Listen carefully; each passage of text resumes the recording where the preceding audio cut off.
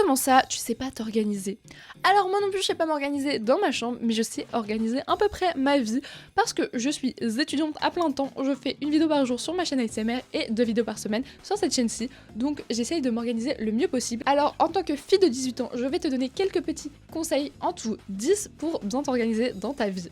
C'est parti!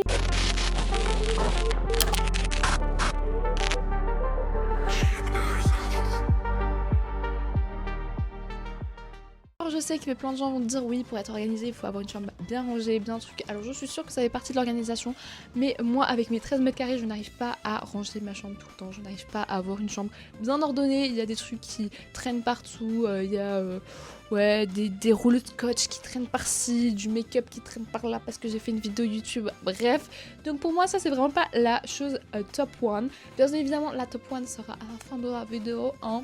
Ou durer le watch time. Mais première petite chose que je trouve qui pourrait être super bien, c'est de faire des to-do list. Alors bien évidemment il y a plusieurs applications pour faire ça, mais moi je reste partisante de ça.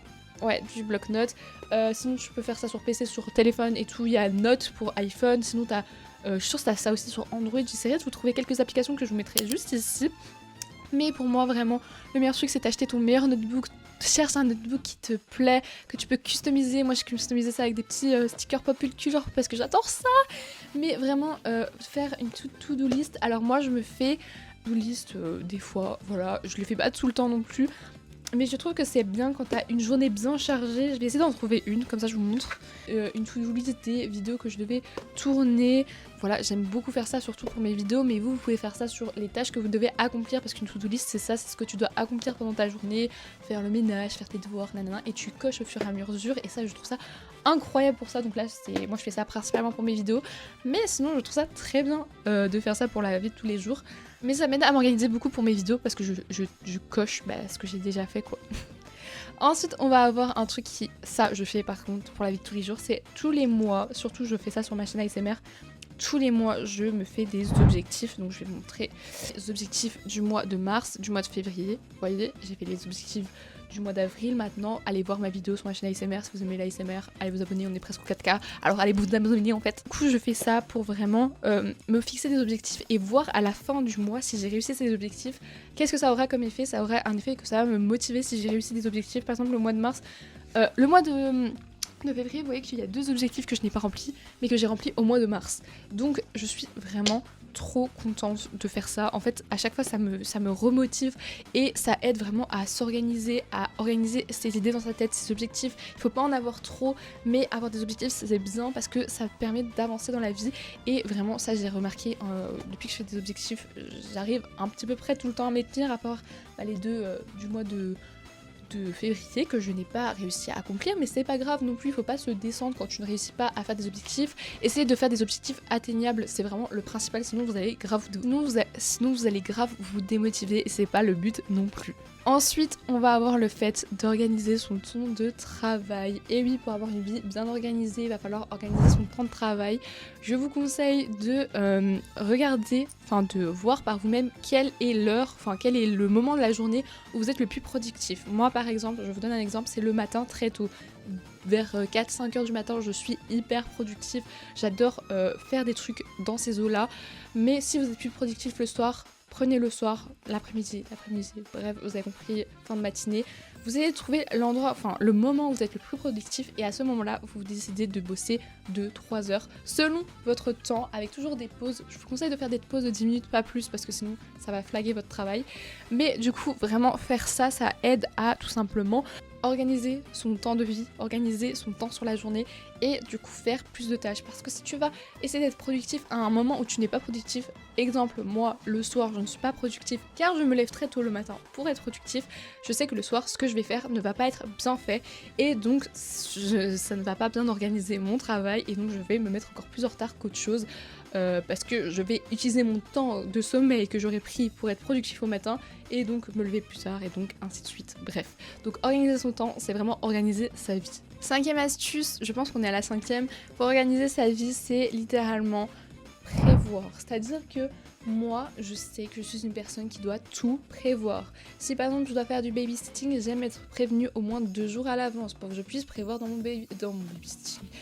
prévoir dans mon agenda ce que je dois faire. Si je dois tourner des vidéos, je sais quand je dois tourner des vidéos. Je sais quand je suis en rap de vidéos et que je dois absolument tourner. Faites pas attention, c'est mes petits chaussons Star Wars, dis-moi ce que vous en pensez sur 10. Imaginons, je dois acheter un truc spécifique pour art. Je sais que je dois l'acheter ce jour-là à telle heure, à machin, mais vraiment, je dois organiser ma vie selon des horaires, selon des jours et tout. Je sais que c'est pas forcément le top, mais moi ça marche super bien pour moi parce que après, je ne suis pas du tout le genre de personne que s'il y a un truc qui s'annule, etc., ça chamboule tout mon planning. Pas du tout.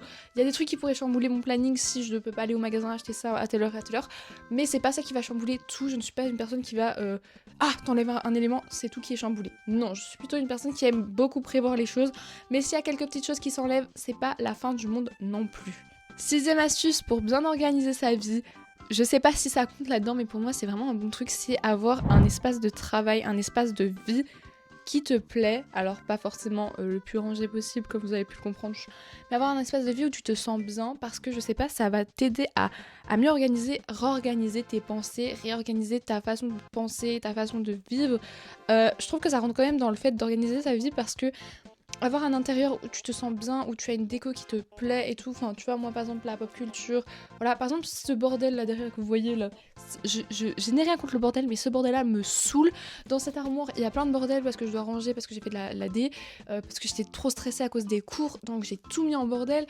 Ça c'est un bordel qui me dérange, donc ça me fait peser un petit truc qui fait que je suis pas organisée. Vous voyez, je sais pas si vous comprenez ce que je veux dire, mais pour moi là, pour que ma vie soit de nouveau réorganisée bien et que j'ai vraiment le maximum de temps et que vraiment ça soit stratégique, il faut que je range cette armoire. Je le sais et il faut que je le fasse depuis des semaines, je crois que je vais le faire aujourd'hui. Ensuite, 7e astuce, c'est de organiser ses pensées. Parce que oui, si tu prends trop de temps à penser à comment faire ci, comment faire ça, c'est du temps que tu n'as pas dans la vraie vie, vous voyez.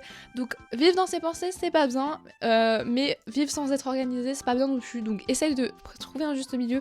Peut-être comme je l'ai dit tantôt, écrire toutes tes pensées dans un journal, ça peut être bien.